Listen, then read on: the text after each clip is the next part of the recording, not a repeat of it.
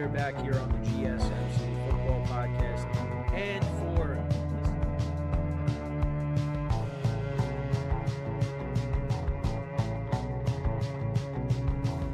all right, and we are back here. Keep yourself in the loop of everything football on the Golden State Media Concepts Football Podcast. The latest news on and off the field, be it college football, Big Ten, SEC, Big 12, Pac-12, ACC to the NFL. We've got you covered. Listen to the Golden State Media Concepts Football Podcast.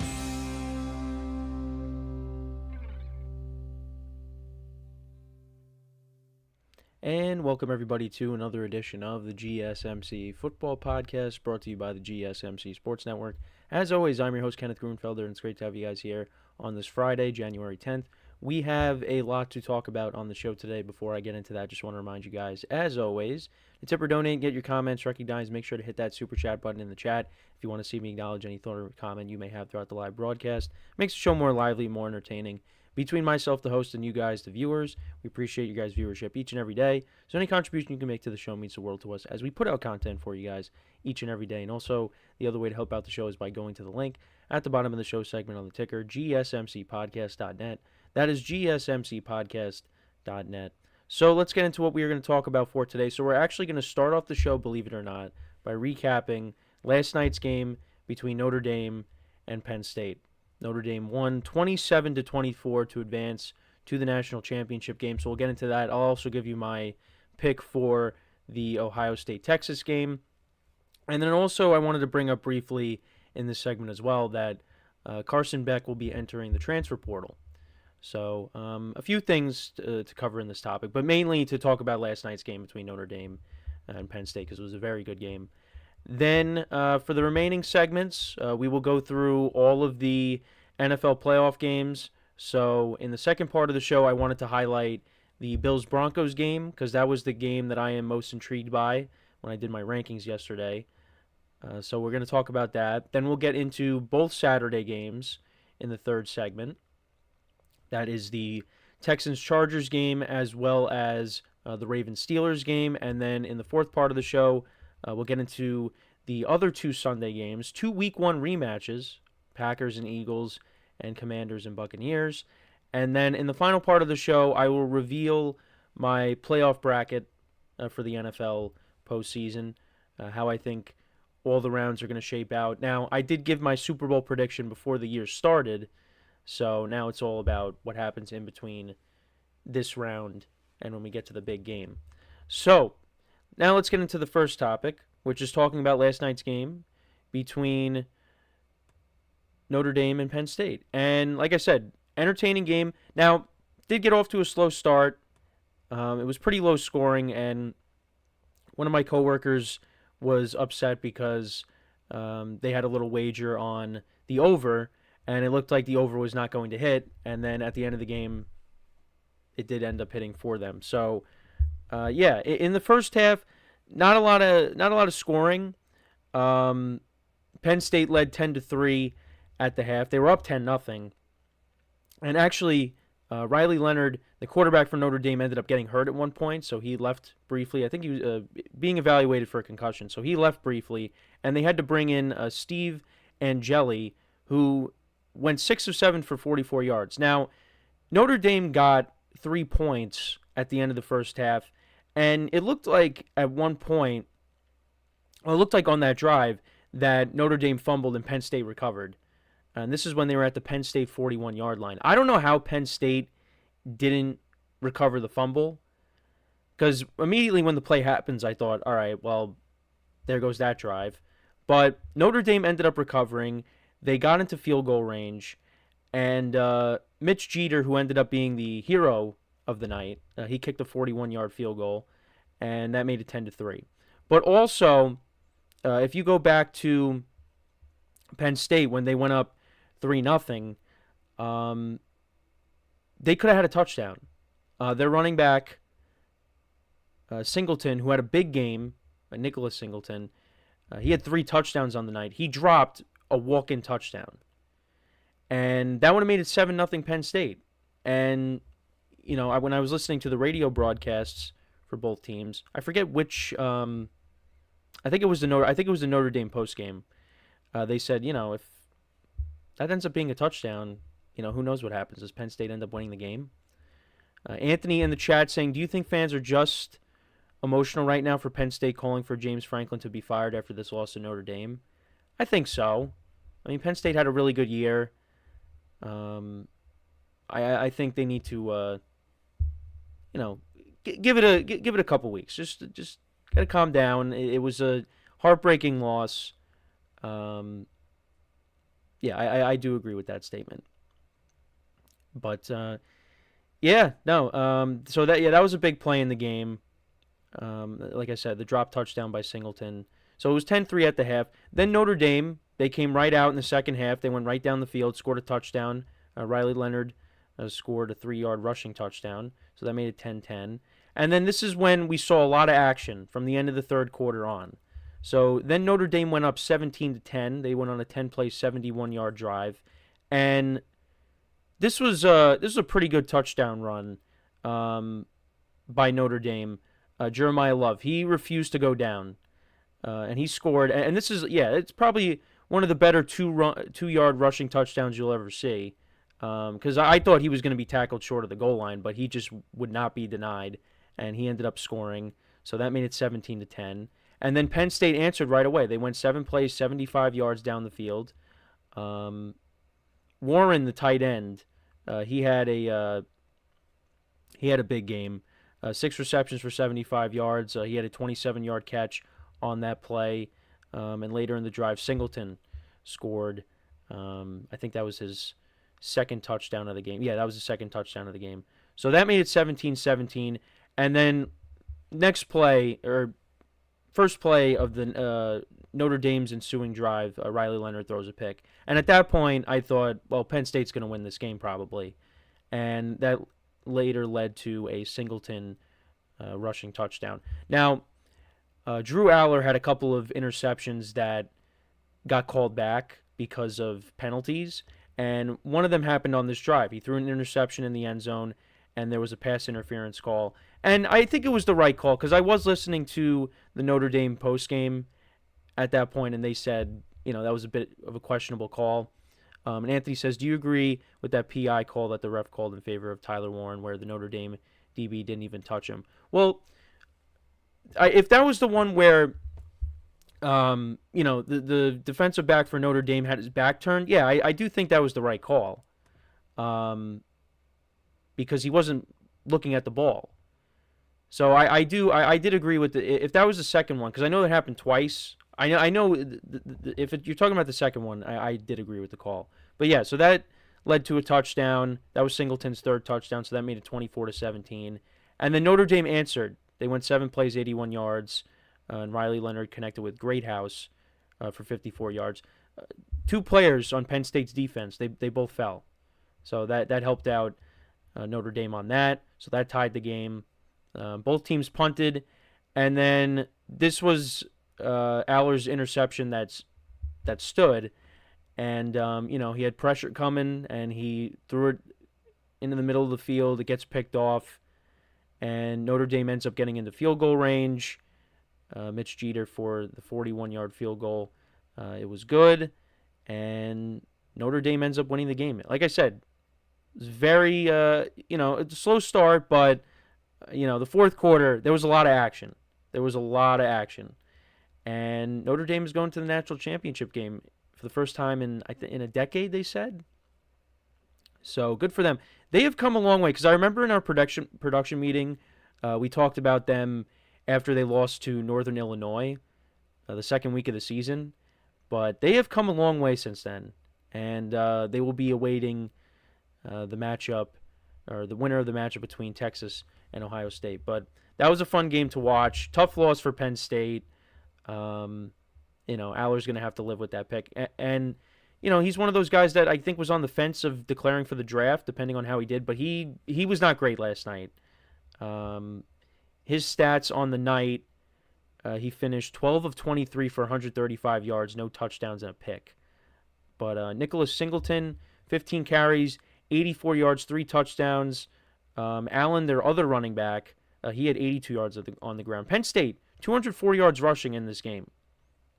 And then for Notre Dame, Riley Leonard, he went 15 to 23 for, he had 1 touchdown and 2 picks, 223 yards. Notre Dame ran the ball for 116 yards and 2 touchdowns. Jaden Greathouse stepped up, 7 receptions for 105 yards and a touchdown. And, yeah, they get the win. Anthony said, no, I saw that play again. The guy who intercepted the ball was the one that got called for the pass interference, not the guy who was guarding Warren. Oh. See, that I didn't know. But, I mean, there was pass. Well, I think they meant to call it on the guy that was interfering with Warren, but that might just be me. Anthony also said, I talked to a lot of people who are my friends that are Penn State fans, and they want Franklin to be fired because of the fact that not just this loss, but his overall record against top 25 teams. I see, off the top of my head, I don't know what the record is, but if it's not good, then I understand why they're frustrated. But they had the game. Listen, they were up by 7 points, and then you had the 2 defenders fall. Greathouse scores that touchdown, and then Aller throws the pick. And that ended their season. So I get it. It's frustrating. And I had Penn State winning this game. I thought this was going to be a lower score. I mean, looked like it was going to be a lower scoring game. But I did want to see the Big Ten championship, a possible Big Ten national championship game between Penn State and Ohio State. So it looks like we're not getting that. But Notre Dame is a good team. Respect to them. But let's get into now these last couple of minutes here at the top of the show here. So I do have Ohio State winning tonight. And some people are probably rolling their eyes and being like, oh, no surprise there. They are playing really good right now. That Michigan game is in the past now. They look good. I mean, they beat the number 1 team in the country in Oregon with ease. They just look like a different team right now. They look like the team of destiny at the moment. So I like their chances. Texas, hasn't played great in these first 2 games. They won both. They beat Clemson and they beat the Sun Devils, but they could have lost to the Sun Devils. So I just think Ohio State is playing better right now, and I think they should win. But we'll see. I think it's going to be a good game regardless. And then I just wanted to bring up that Carson Beck is entering the transfer portal. Did not play in the college football playoff. He was injured.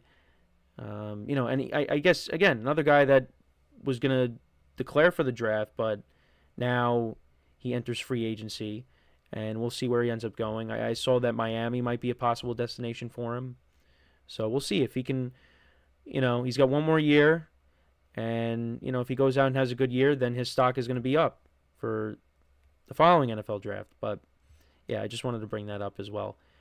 Anthony also says, I'm sticking to my guns. I have Texas and Notre Dame in the national championship game with Notre Dame winning by 3 points.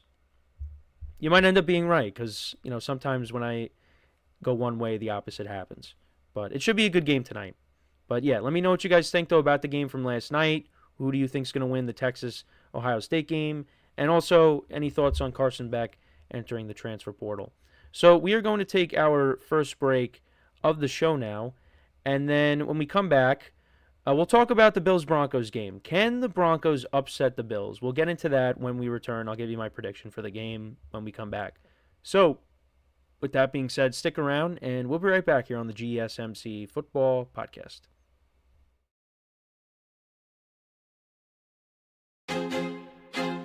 I feel like I'm losing my mind. Is everybody in the world blind?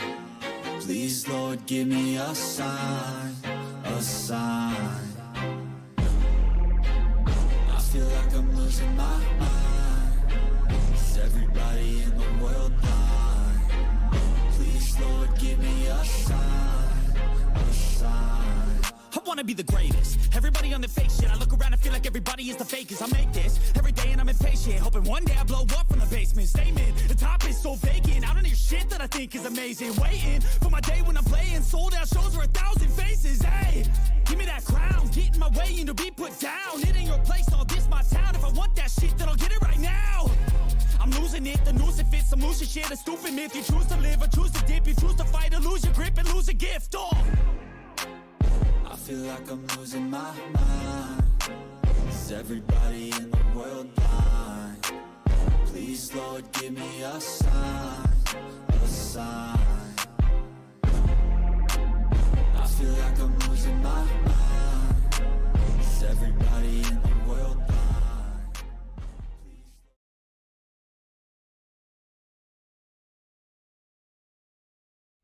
All right, and we are back here on the GSMC Football Podcast. And for the second part of the show, we're going to now talk about one of the playoff games in the NFL. We'll now move into that. The Bills-Broncos game, which if you watched the show yesterday, you saw that I listed that as ranked that as my most intriguing matchup going into this weekend. Also, I wanted to answer a couple of Anthony's comments before we went to break. He said, I think Carson Beck made the right decision. He saw that his draft stock got affected really bad. Instead of being drafted in the first 3 rounds, he was going to be drafted in the 4th. Yeah, I agree. I agree with that. And then he also said Texas was just playing down to their opponent. I don't think they were taking Arizona State seriously. Well, they were up in that game, and then Arizona State pulled off a comeback in the 4th quarter. I know Quinn Ewers threw a pick that led to points for the Sun Devils, and then that game went into overtime. I mean, maybe you're right, but Texas was up in that game. You know, that game could have been over after 4 quarters, but the Quinn Ewers pick. And, that led to, part of the reason they came back in the 4th quarter. I think that was part of the reason why they came back. But let's get into some NFL stuff, shall we? So, yeah, this game here I am intrigued by. I like how the Broncos have been playing as of late. Now, can they upset the Bills? Now, they did beat them last year in Orchard Park. Now, Russell Wilson was the quarterback, different team. But just wanted to bring that up. But also it was because the Bills, I think they were offsides on the field goal attempt by Will Lutz, and then that led to a 5-yard penalty. There was a re-kick, and then Lutz made the field goal, and they won at the end. But, it's different now because now you got a rookie quarterback in there. And obviously, the Bills are different. There's no Stephon Diggs in this game. But I am really intrigued by this game. The Broncos are a team that I did not expect to be at this point. I thought they were going to be a 5-win team. But they're here now as the 7th seed. And I do think they have a shot. Now, it is a pretty big line. I think it went up to 9.5. I want to double check, though. It's 8. All right, so it's 8.5. But yeah, still pretty big line. And the Broncos are coming off of a dominating performance over the Chiefs' backups. Now, yeah, you don't want to get caught up in that because it was the Chiefs' backups. I don't think we're going to see the Broncos put up 38 points in this game. The key for the Broncos is they need to, and I've definitely said this before, is to establish their running game. They need to get a consistent running game in this matchup because the Bills can put up points with anybody, and they put them up in bunches. And I think if the Broncos have to get into a shootout with the Bills, I don't think they're going to be able to keep up offensively. But if they can keep the game close, if they can dominate time of possession, if they can sustain drives and keep Josh Allen and that offense off the field, I think they got a shot. I think that, and that's easier said than done. Bo Nix put together a nice rookie season. I didn't really know what to expect from him going into this year, but I've continued to praise Sean Payton and the coaching staff for what they've been able to do with this team. And, Bo Nix looks like the Broncos found their franchise quarterback. And the Broncos, it's been a long time since they made the postseason. The last time they made it was when they won the Super Bowl. Back in 2015, Super Bowl 50. And there is nobody on that team that's playing for this Broncos team. Now, there is a player that will be playing in this game that was on that Broncos team, and that was Von Miller. I forgot about that going into this matchup because I saw he said that everything's come full circle now, playing the Broncos in the playoffs. First time they've made it since they won the Super Bowl with him when he won Super Bowl MVP. That Broncos defense was unbelievable. Now, this Broncos defense is pretty good, just not Not like that, no fly zone, and yeah, you had Von Miller and DeMarcus Ware and Malik Jackson. That was a great defense. That was one of the greatest defenses of my lifetime, watching football. Between that, the Legion of Boom, the Ravens defenses with Ray Lewis and Terrell Suggs and Ed Reed. Seen some pretty good defenses in my life. Now, not like I was around during the '85 Bears era or the 2000 Ravens, but I've seen some pretty good defenses in my lifetime, and no fly zone is definitely up there. But back to this game, though, that's really how I see the Broncos, the pathway to the Broncos winning this game. And also the other thing, too, is Bo Nix cannot turn the ball over. Because the Bills will capitalize on that. Josh Allen in that offense will capitalize on that. So, yeah, again, it's easier said than done, but I think that's the key. Establish the run and limit the turnovers. And, Bo Nix has done a nice job at times of doing that, but can't afford to do that in this game. Now, if you go back to when they played the Ravens, that was a big test for them. And, that game was close for a little bit, but then the Ravens pulled away. Ravens ended up winning that game. Well, Ravens ended up winning that game 41-10. So it was, at one point, what was it? Well, it was 10-7 in the second quarter, and it was 17-10. Yeah, it was 24-10 at the half, and then the Ravens shut them out. That was back in week 9. But, then they had the Chiefs on the ropes. They had a chance to win that game, and, the blocked field goal happened. The Chargers, they lost 2 close games to the Chargers, and, they lost in overtime to the Bengals. So, yeah, I mean, they haven't fared well against, some of the good teams here. So we'll see what they do in this spot. I mean, it's the playoffs. Anything can happen. I think the Broncos are kind of playing with house money. Not a lot of people expected them to be here, but they are a good team, though. They are a good team. And it's going to be all about trying to slow down Josh Allen, which is not going to be easy. You're not going to completely shut him down.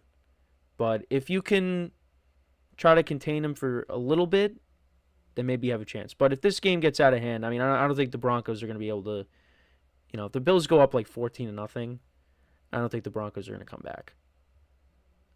Got to keep it within distance.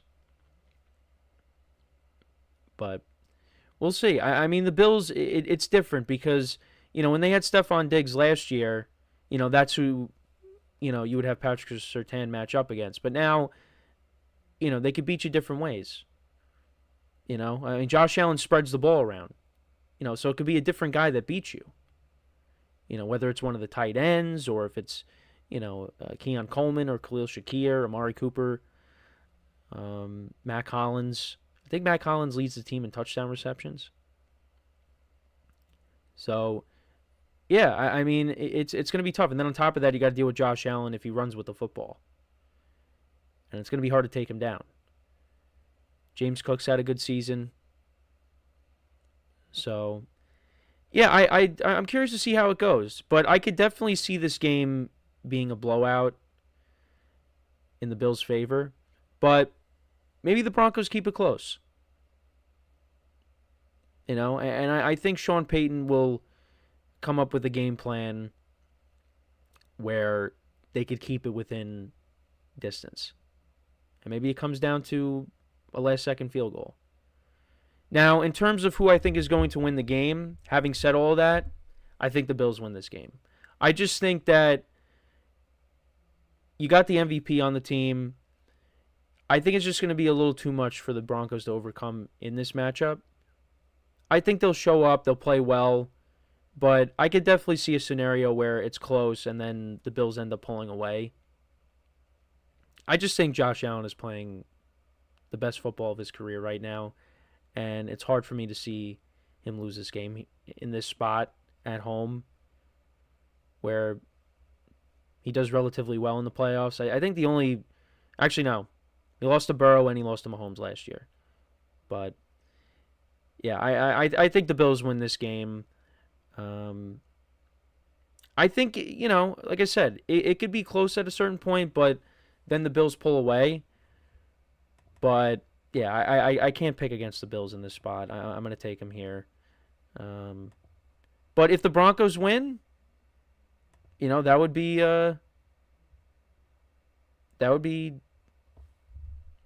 unexpected.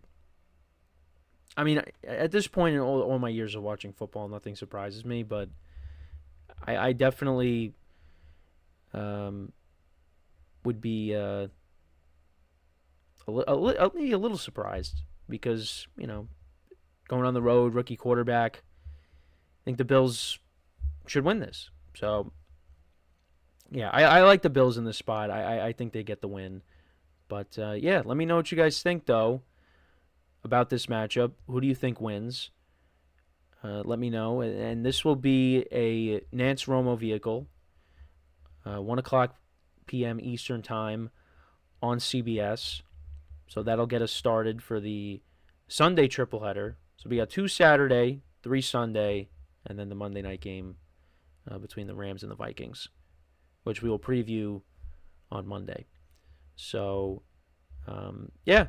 But let me know what you guys think, though. Who wins? I got the Bills winning. I might take the Broncos with the points. Maybe they win. Bills win 31-23, 31-24. Something like that. I don't know. Maybe that's a little too high scoring. Or 27-20 maybe.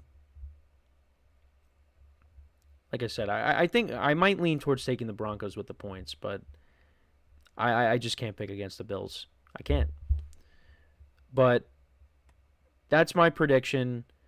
Who do you guys think is going to win this game? So before we go to break, just want to remind you guys once again, tip or donate, get your comments recognized. Make sure to hit that super chat button in the chat if you want to see me acknowledge any thought or comment you may have throughout the live broadcast. Makes the show more lively, more entertaining between myself, the host, and you guys, the viewers. We appreciate you guys' viewership each and every day, so any contribution you can make to the show means the world to us as we put out content for you guys each and every day. And also, the other way to help out the show is by going to the link at the bottom of the show segment on the ticker, GSMCpodcast.net. That is GSMCpodcast.net. So when we come back from our next break, we will preview the 2 Saturday games, the Chargers and the Texans, and the Steelers and the Ravens. We'll get into those games, and I'll give you my predictions for those matchups when we return. So with that being said, stick around, and we'll be right back here on the GSMC Football Podcast. Looking for your daily fix of sports talk without having to pay for it?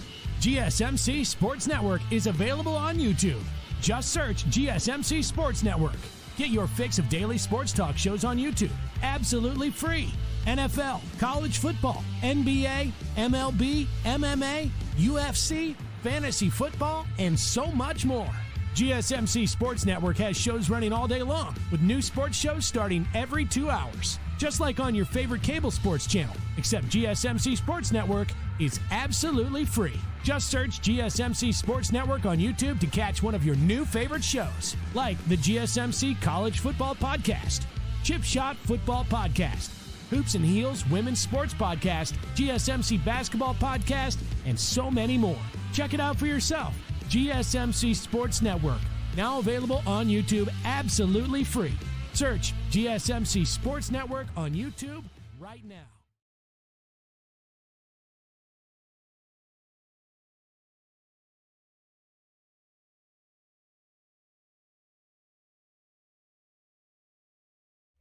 All right, and we are back here on the GSMC Football Podcast, and for the third part of the show, we're going to now preview the 2 Saturday wildcard matchups.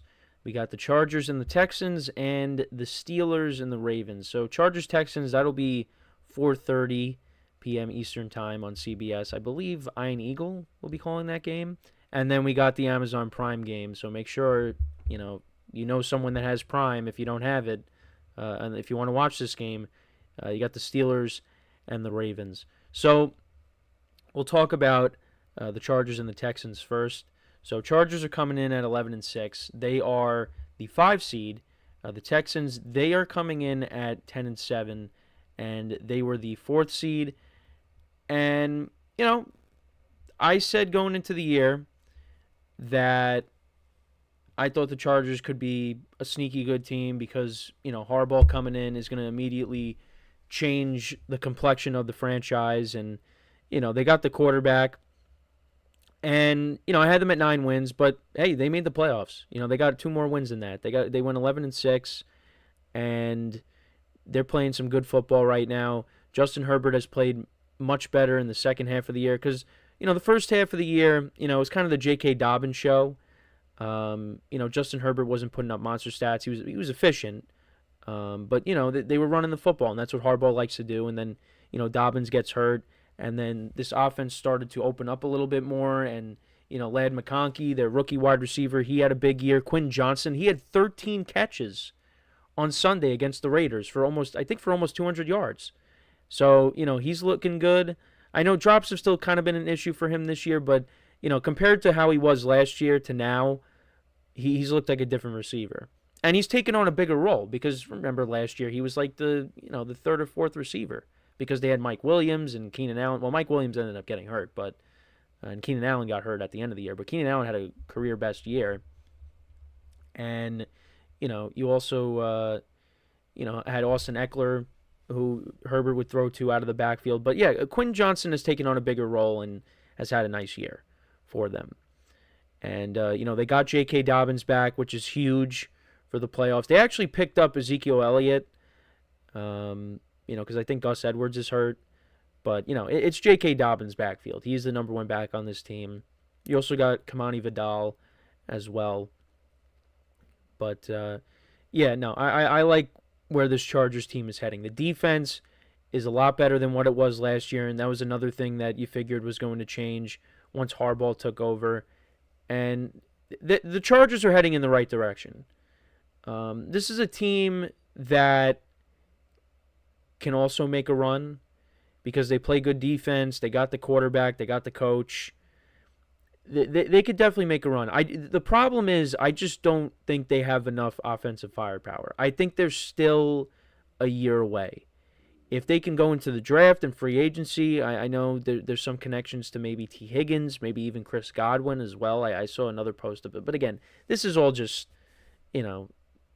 accounts posting it. You don't know how true it is. But there are some receivers out there that the Chargers can go out and get to improve this receiving core. Or maybe Keenan Allen. Because Keenan Allen, I know the source is directly from him saying that he either wants to go back to L.A. or, stay with the Bears. So, if the Chargers brought him back on a cheaper deal, that could work. Because I think Keenan Allen could still play. And, if you reunite him with Justin Herbert, that works. But I still think they're a year away. But having said that, I like them in this game. But on the Texans side, before I get into why I like the Chargers in this game, well, I'll explain it by talking about the Texans. The Texans have kind of been a disappointment.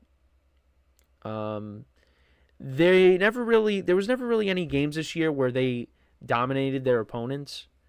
Were they a part of any? I mean, they got blown out by the Vikings. But, well, all right. They did blow out the Patriots. They blew out the Cowboys. But those teams aren't very good. I mean, a lot of their games, a lot of their wins are almost one-score games.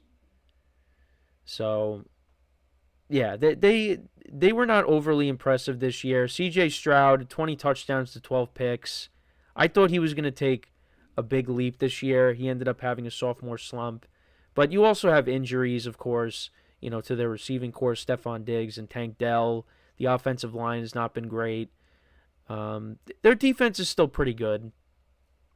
But also Joe Mixon, he had he was great 3/4 of the season, but, the last quarter, not so much running the football. So he's going to have a big game here, to kind of take some of the pressure off of C.J. Stroud. But again, it's against a good Chargers defense. But, yeah, I'm not liking what I'm seeing from the Texans going into this game. The Chargers are playing good football right now. So I wanted to go over the league rankings between the two teams. So in terms of offense, the Chargers are 19th in passing yards per game. The Texans are 15th. Rushing yards per game, the Chargers are 17th. The Texans are 15th. Points per game, Chargers are 11th. Texans are 19th. Then defensively, both teams are top 10 against the pass. Texans are 7th, giving up an average of 220.8 passing yards per game. Chargers are 8th, giving up an average of 221.3. Then against the run, both teams, the Texans are just outside the top 10. They're 11th, giving up 114 rushing yards per game. Chargers are 14th, giving up an average of 117.5. And then points allowed, Chargers defense is number 1, giving up an average of 17.7. And the Texans defense is 14th. So, yeah, I mean, these defenses are both pretty good. I mean, the Chargers defense has been, by these metrics, better. Well, mostly when you look at the points allowed. But, yeah, I like the Chargers in this game, though. Justin Herbert on the year, he only has 3 interceptions. And he just missed passing for 4,000 yards. He finished at 3,870 passing yards. J.K. Dobbins, missed some time, but he finished with 905 rushing yards and 9 touchdowns. Ladd McConkey, 7 touchdowns on the season. He had 1,100 receiving yards. But yeah, I like the momentum that the Chargers are coming into this game with, and I think they should win. I don't think this game is going to be a blowout. I think this game could be close. I think this could be like a 24-20 ball game, something like that. C.J. Stroud did play well in his playoff debut last year against the Browns. Nico Collins, he's had a good year. He finished with over 1,000 yards receiving. He missed some time this year. He's the number 1 guy. He's going to have to, be the focal point. And hopefully, they can get some kind of a running game going with Joe Mixon. Maybe Mixon, recaptures what he had, earlier in the year. Some of the young receivers that they got are going to have to step up as well. So, yeah, but I favor the Chargers in this matchup. I think they should win, and I got them winning it. But I think it'll be a close ball game. So I like the Chargers. And then we move on to the night game. But let me know what you guys think, though. Who do you think wins that game? We move on to the night game. So we got the Steelers and the Ravens. This will be the grudge match with Sylvester Stallone and Robert De Niro, if you've ever seen that. I think when was it? That movie came out in like 2013. Oh, nope, spoiler. Didn't want to show that. Oh, actually, I guess I don't have a thing for this. I thought I included one. I guess not. Anyways, I apologize for that. So you saw my bracket. Great. Anyways, yeah, so this is the grudge match. Both teams split the season series. The Steelers winning the first matchup 18-16, and the Ravens winning the second matchup 34-17. Now, the Steelers are 9.5-point underdogs in this game. They're coming in on a 4-game losing streak. And, yeah, they're coming in with no momentum, really. Last year, they ended the year on a 3-game winning streak. They ended up losing to the Bills. Maybe the opposite happens.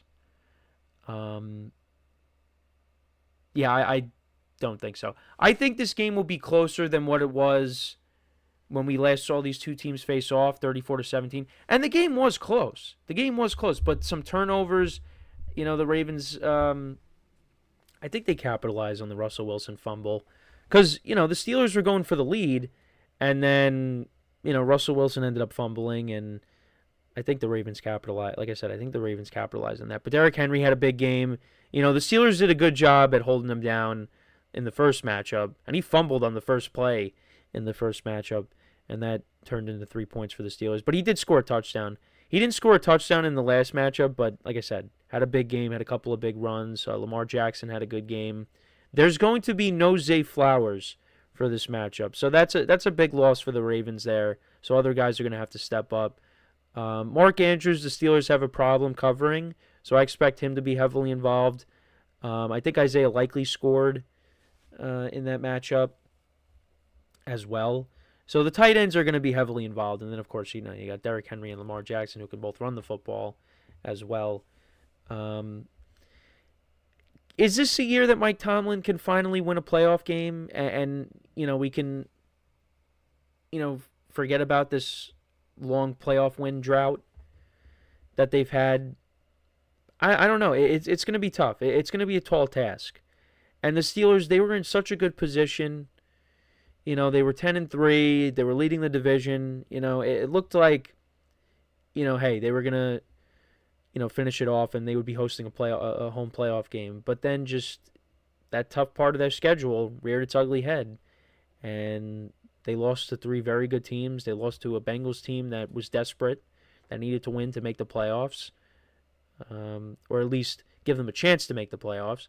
And they lost all 4 games. And the offense has not looked great. They're turning the ball over. The defense doesn't seem to really be getting any pressure on these quarterbacks. It's not looking good right now. It's not looking good. And then on top of that, you got all the George Pickens drama, with him getting into it with fans. And he did not have a good game last week against the Bengals. Had some big drops in that game. He's got to step up. Now, the Steelers didn't have him in the previous matchup against the Ravens, so maybe, he goes out and has a big game. But, they got to limit the turnovers, and they have to find a way to slow down this Ravens offense. Now, again, Zay Flowers is not playing in this game, so that's huge. But you still got to deal with Mark Andrews and Isaiah Likely. Rashad Bateman's had a good year as well. And you got to slow down Derrick Henry. The Steelers' run defense was pretty good, but at times over this stretch, it's gotten gashed a little bit, particularly against Derrick Henry, because the Steelers against the run, they are 6th, and the Ravens are 1st. And then points allowed, both teams are top 10 as well. Both teams are not very good. Well, the Ravens have gotten better. Their defense has gotten better. They're 31st against the pass, but it's been better as of late. Steelers are 26th. But the Ravens are 8th in passing yards per game. The Steelers are 26th. Steelers are 11th in rushing yards per game. The Ravens are 1. And then points per game, Ravens are 3rd. Steelers are 16th. It's going to be tough. It is going to be a tall task. But there's some snow in the forecast. It's going to be 36 degrees, so we'll see how that plays a factor. But having said all that, I like the Ravens. I like the Ravens in this game. I can't, again, similar to Josh Allen against the Broncos, I just can't see Lamar Jackson losing this game. I don't. I know he has struggled against the Steelers, but I think he put that narrative to bed when they beat up on them in Baltimore. I just think they're going to win this game. I think they're the better team, and the Steelers are coming in flat right now. Russell Wilson, he's not the same quarterback that he was in Seattle. If you were getting that version, then maybe you got a shot. I mean, they still have a chance. They still have a shot. But I just think the Ravens are playing really good football right now, and I think they're going to win this game. And that'll set us up. If the Ravens and the Bills both win, we will see both of those teams face off in the second round. But yeah, I like the Ravens in that spot, or in this spot. I think they get the win. And if that happens, Steeler fans are not going to be happy, because their season is going to end the same as it has for the last several years now. So we'll find out. Listen, it's a divisional game. You never know what's going to happen. But yeah, I got to lean towards the Ravens here. Sorry, Steelers fans. But let me know what you guys think. Who do you think wins these two matchups? Let me know in the comments. So when we come back from our next break, we will preview the 2 Week 1 rematches. We got the Eagles and the Packers, and the Commanders and the Buccaneers. So we'll tackle those 2 games when we come back, and then I will get into revealing my playoff bracket, even though I kind of did that already. I spoiled it. So, yeah, that is what we will do when we come back from our next break. So with that being said, stick around, and we'll be right back here on the GSMC Football Podcast.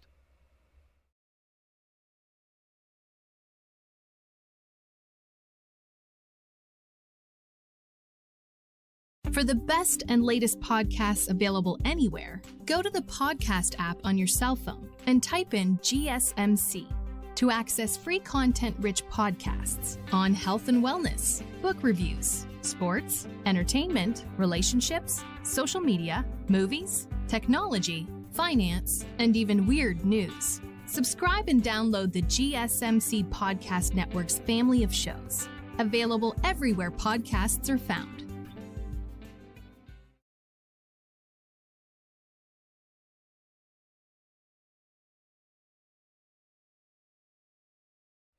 All right, and we are back here on the GSMC Football Podcast, and for the fourth part of the show, we are going to now get into talking about the Week 1 rematches in the first round of the NFL playoffs. We got the Eagles and the Packers, and the Commanders against the Buccaneers. Now, it was kind of funny how when I was organizing, the segments for today's show, because I put the Broncos and the Bills by itself. And then I realized as I was going through it, I'm like, oh, yeah, that's right. These two games, the remaining two games on Sunday are rematches from Week 1. So that works out perfectly. So, yeah, we're going to preview these two games here. We'll start off with the Eagles and the Packers. So they met in Week 1, one of the first of the two Week 1 rematches here. But this game, or that game, I should say, was played in Brazil. And I said this week, but that was a sloppy game. There were turnovers by both teams, but there was a lot of scoring. Saquon Barkley had 3 touchdowns in the game. He finished with 24 carries for 109 yards, 2 rushing touchdowns, but he also had the receiving touchdown as well. A.J. Brown had 5 receptions for 119 yards and a touchdown. Devontae Smith had 7 for 84. Jalen Hurts went 20 of 34 for 278 yards, 2 touchdowns, 2 interceptions. And then for the Packers, Jordan Love went 17 to 34 for 260 yards, 2 touchdowns, and a pick. He also got hurt in the game and missed some time. Josh Jacobs had 16 carries for 84 yards. Emmanuel Wilson had 4 for 46 as well. And then Romeo Doubs, he hit 4 for 50. Couple of interceptions by Jair Alexander and Xavier McKinney. And then the Packers defense had 2 sacks of Jalen Hurts. And the Eagles defense, did they have any sacks of Jordan Love? They had 2 sacks. Well, one of them was of Malik Willis because he came in to throw the Hail Mary at the end of the game. But yeah, the Eagles won that game at 34-29. And what to expect from this game?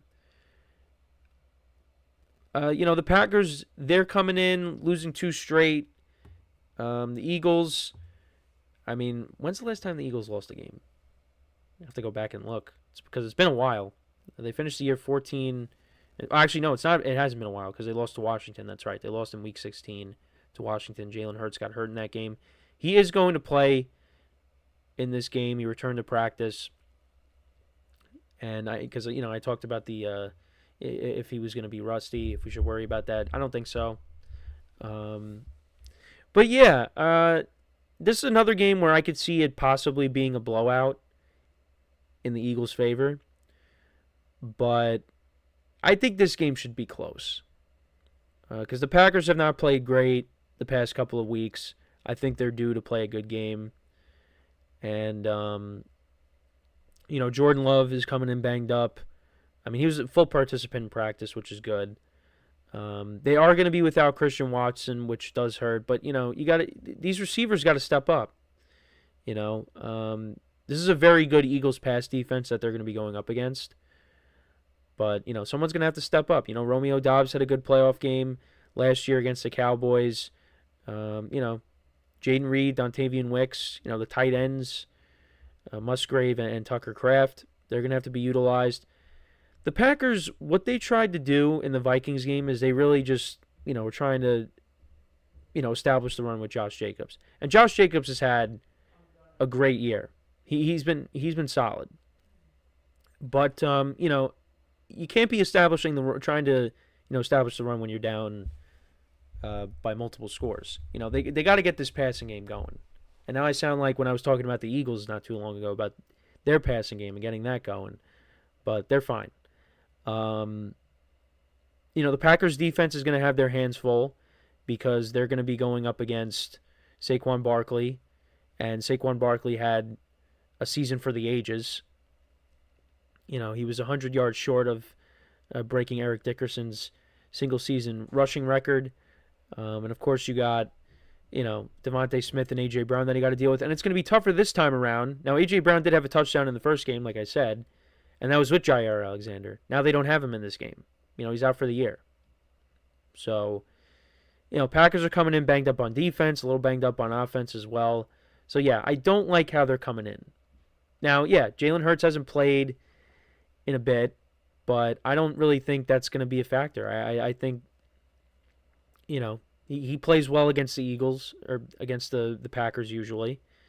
You know, this year and when they met back in 2022, they played also. That was a shootout. That was back when Aaron Rodgers was a starter. But actually, Aaron Rodgers got hurt in that game, and then Jordan Love came in and he threw a touchdown pass to Christian Watson. So, but yeah, the Eagles put up like 40 points in that game. So, yeah, no, but the Eagles defense, you know, I don't think they're going to be giving up as many points as they did the previous matchup. This Eagles defense is pretty good. You know, they got two young corners. They're up there for Defensive Rookie of the Year in Cooper DeJean and Mitchell. So, yeah, no, we'll see how that all goes. But yeah, I do lean towards the Eagles in this game. You know, I think, you know, they're the better team. They're the healthier team right now. Defensively, the Eagles are second against the pass. Both teams are top 10 against the run. So, you know, we'll see, you know, how the Packers handle Saquon Barkley, but I do worry about them against the pass. I think the Eagles are going to be winning this game through the air because the Packers are 14th against the pass. They give up an average of 232.9 passing yards per game. And then points allowed, both defenses are top 10. Eagles are second, Packers are sixth. Both teams are top 10 in rushing yards per game and in points per game. Passing yards per game, the Eagles are actually 30th. Packers are 16th. But yeah, I think Eagles are going to win this game. I mean, I think Saquon Barkley will have a good game, but I think you're going to see a lot of A.J. Brown and Devontae Smith and Dallas Goedert. But yeah, I do lean towards the Eagles in this matchup. I just think they're the better team. But you know what? The Packers, they went on the road last year as a 7th seed against an NFC East opponent, and they won that game.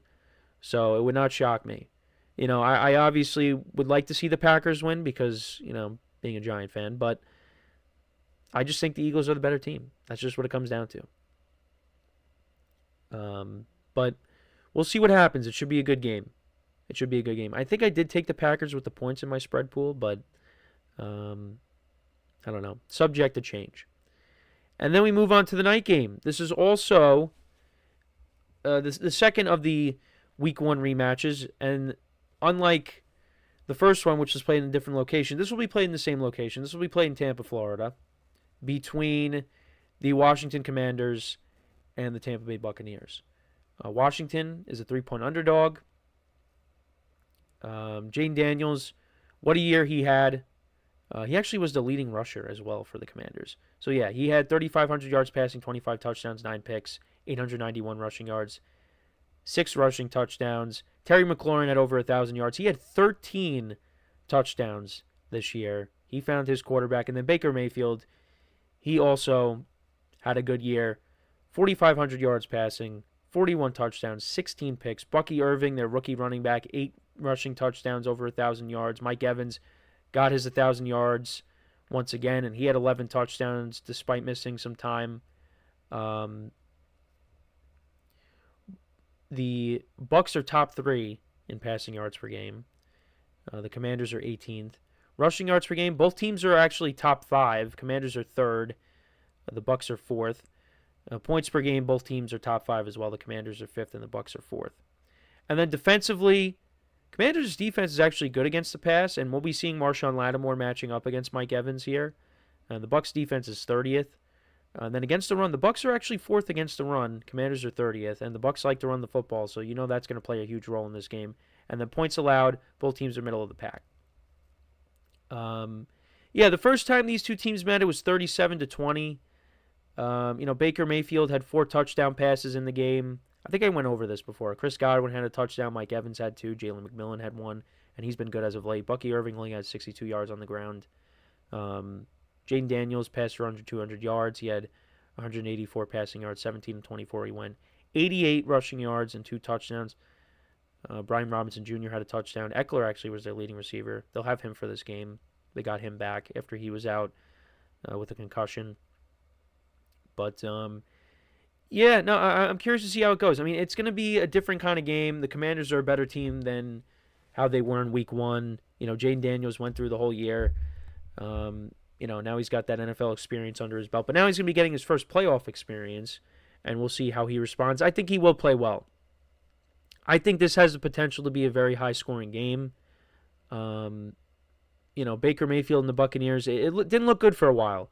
It looked like, with all the injuries, it was going to be tough to overcome, but they were able to do that. They got some help from the Falcons struggling, and they're in the playoffs once again. And I do like them in this game.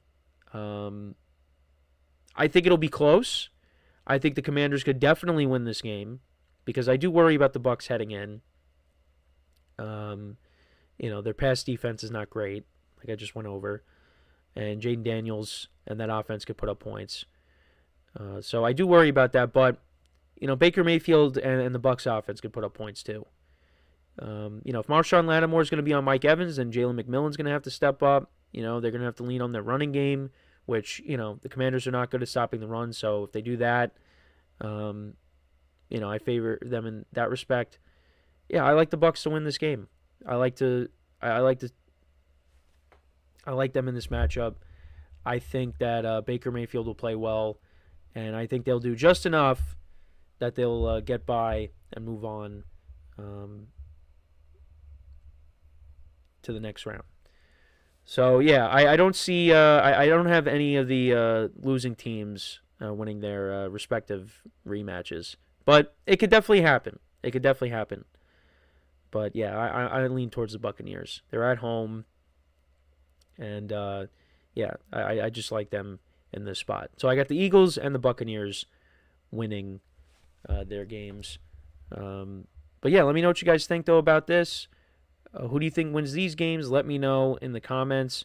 So when we come back from our final break of the show, I will go over the rest of the playoffs, how I see the rest of the playoffs shaping out, and that will take us right to the end of the show and into the weekend. So for one final time today, stick around, and we'll be right back here on the GSMC Football Podcast.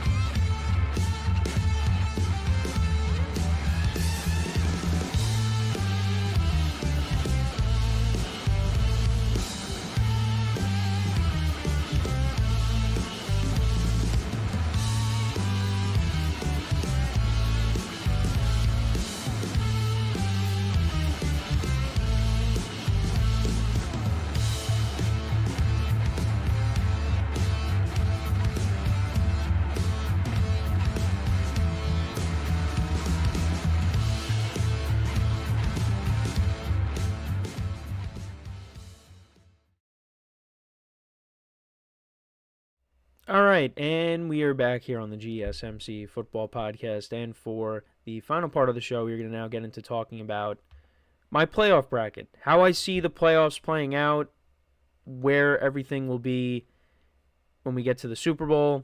Now, I did give my Super Bowl prediction way back when, and, before the season started.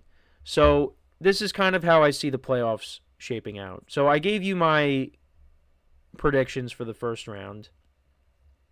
But this is how, now again, I revealed it prematurely because I thought I had a Steelers graphic for the Steelers-Ravens game, but I forgot I didn't. So this is how I see it playing out.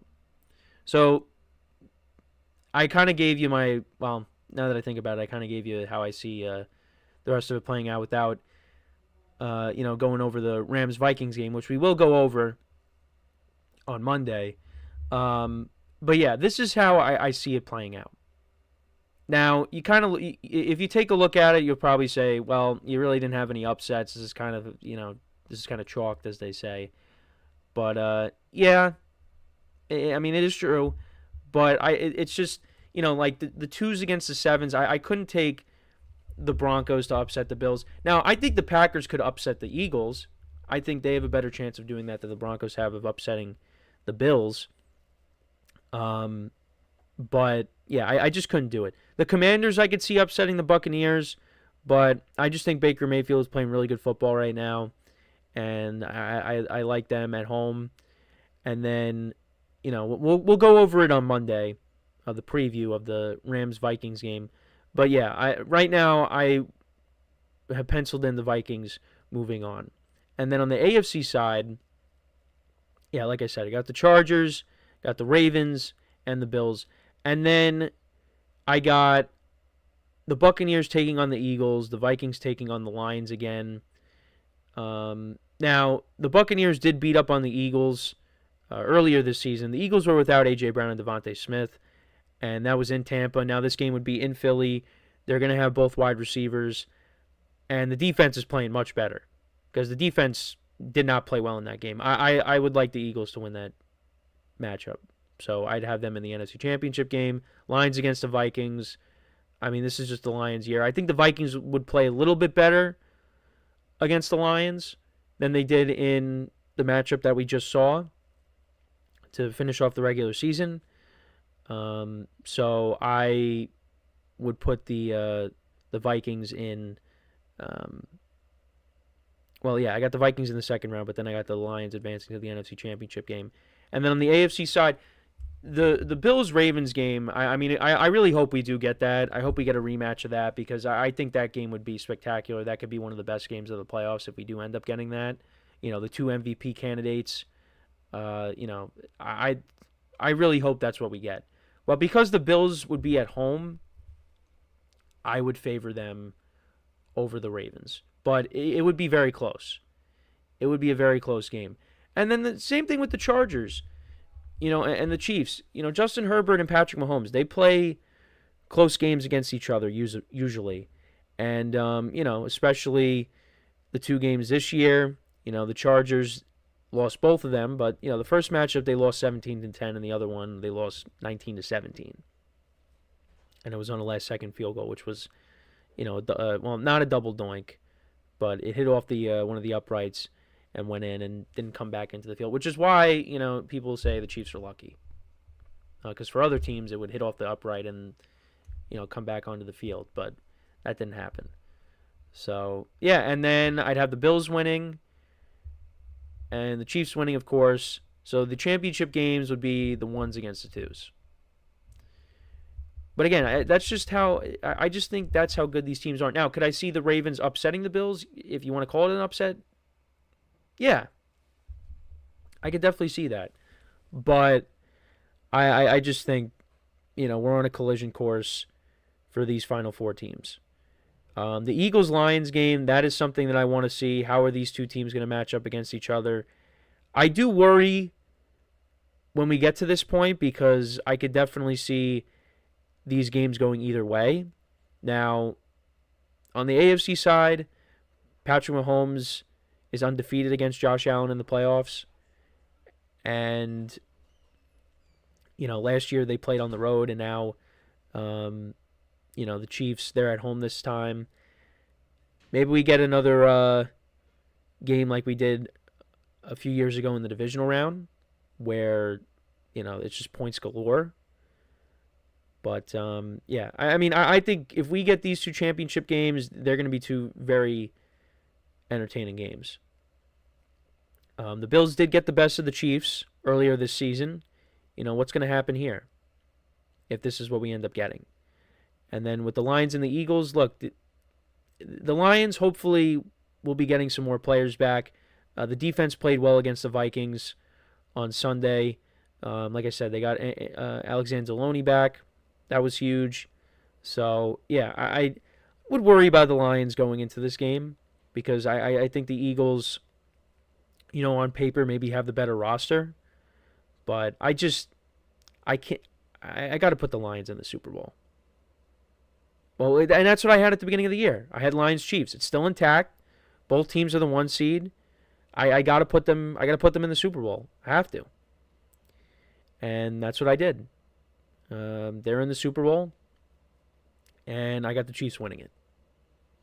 I got the Chiefs winning the Super Bowl. I got them three-peating. And this year, offense struggled, but you know what? It didn't really matter because they still won games, and they got Hollywood Brown back, and the offense looks like it's starting to click. And, they got this long time to rest now, because, they locked up home field advantage on Christmas, and that was on a random Wednesday. And, they didn't play their starters. Then you got this week, and then they'll be playing next week. So, yeah, the layoff, I guess there's maybe a little bit of a concern there, but it's the Chiefs. They can handle anything. So, yeah, this is how I see the bracket playing out. And I used the Gridiron's Bleacher Report's template, and I used superimpose to, fill it out with the logos of the teams. But, yeah, I know. I am kind of lame with how I did it. I didn't have any major upsets. I got the 5s beating the 4s. If that counts, that's got to count, right? Even though the Vikings are 14-3. But, yeah. Again, I could see the Packers. I could see the Commanders winning. Maybe the Steelers pull something off. But, and then who knows? When we get to the championship games, could the Eagles beat the Lions? They definitely can. That worries me the most. Is if the Lions match up with the Eagles. Because I think the Eagles could 100% knock them off. But I had the Lions at the beginning of the year. So, and the Lions offense is tough to deal with. But, the Eagles got the firepower on offense to keep up with them. They got the best running back in the NFL. And they got 2 very good wide receivers. And I just think that would be tough. But we got a little bit before we get to that. Maybe the Eagles get knocked down in the first round and then forget what I said. Maybe we get an NFC North a championship game. Maybe the Buccaneers, they go into Philly if that's what we get and they knock them off. I don't know. But this is what I have. Like I said, probably will end up being wrong. Something will end up going the wrong way. As long as my Super Bowl prediction stays intact. As long as we get to that. Because, like I said, I have been wrong about a lot of things this year with certain teams. As long as I get the Super Bowl prediction right, I'm okay with that. So, but I do have the Chiefs winning the Super Bowl. But I am really excited for these playoff games this weekend. I know when I made the list of, least intriguing to most intriguing, it's tough to rank those kinds of things. But I am excited. I think the playoffs are going to be really good. And, who knows? Maybe we don't get Lions Chiefs. Maybe we get something else, which is definitely possible. I have said I think any NFC team can make a run. Because it's just that competitive. But it's going to be a lot of fun. It really is. And, yeah, we just got to enjoy it. Because it's going to go very fast. And then, we got the national championship game coming up next Monday. Not this Monday, following Monday, January 20th. We got the Ohio State Texas game tonight. So, yeah, football 5 days in a row. You had the Penn State Notre Dame game last night. You have the Texas Ohio State game tonight. Then you got the 2 wild card games tomorrow, the 3 on Sunday, and then the 1 on Monday, which actually got moved to Arizona because of the ongoing fires in California. Which seeing some of the videos, it's really tough. people's houses just being burned down by these fires. It really is. It's horrible. And my thoughts and prayers go out to all the people affected by it. It's really a tough situation. I can't even imagine it. I really can't. It's really tough to see that. Just hope that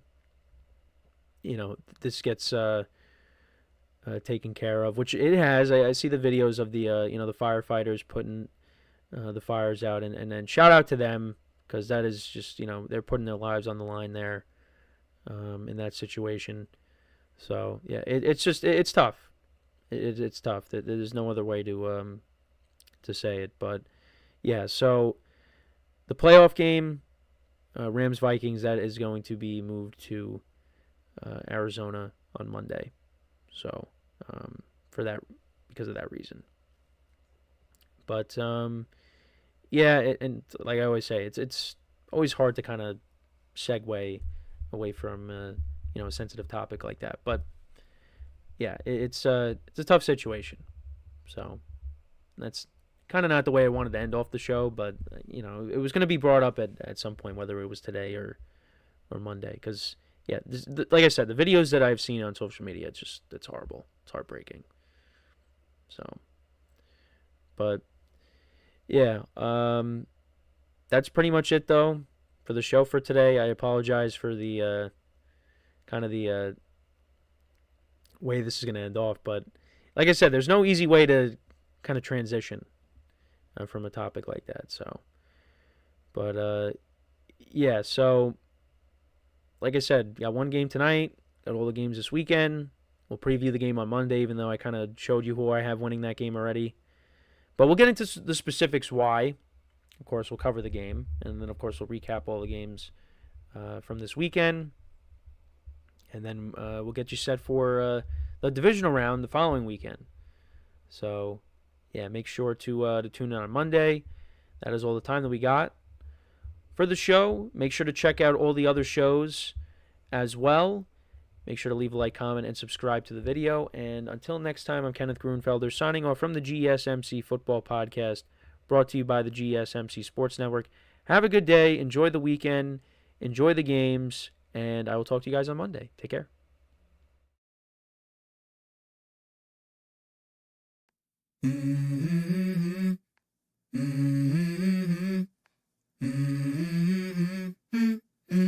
Let's go. I wake up to a little bit of drool on my pillow, feel like it's gonna be a bad day. Yeah, I'm tired of shit, and the